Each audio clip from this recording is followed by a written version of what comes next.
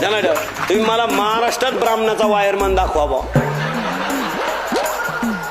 अशी बेकार चोट कामं नाही करणार. ती कामं आपणच करावं. धरली वायरची टाकला मेला. सगळी लफड्याची कामं आपल्याकडे. बायका जाळून मारणे, बायको असताना बाई ठुणे,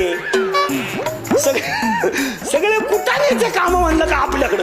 चांगली कामं नाही. आणि एक जण कीर्तन प्रवचन तुम्ही कमी आहे का. आपल्या आंतरिक प्रवृत्तीत बदल होत नाही तोपर्यंत बाह्य प्रवृत्तीला किंमत द्यायची काही गरज नाही.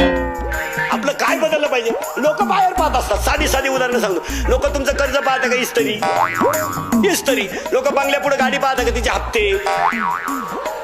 गाडी लोक खोडीचे आहेत. फक्त काहींना सिंगल खोडी, काहींना डबल खोडी. एका बाईच्या पोराला अशी खोड होती ते अंगठा चोखायची. त्याच्याने त्याला पाठवा ते कार्ट फडकं फाडून बोट चोखायचं.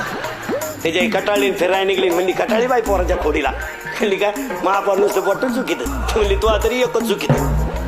मग आता असंच चालत. पण आता नाही चालत. म्हणली का आता माझ्या पोर तोंडात बोटही घालीत नाही, त्याला ध्यान राहत नाही. म्हणली का मी औषध केलं. म्हणली काय नाही फक्त त्याला चड्डी ढिल्ली शिवली.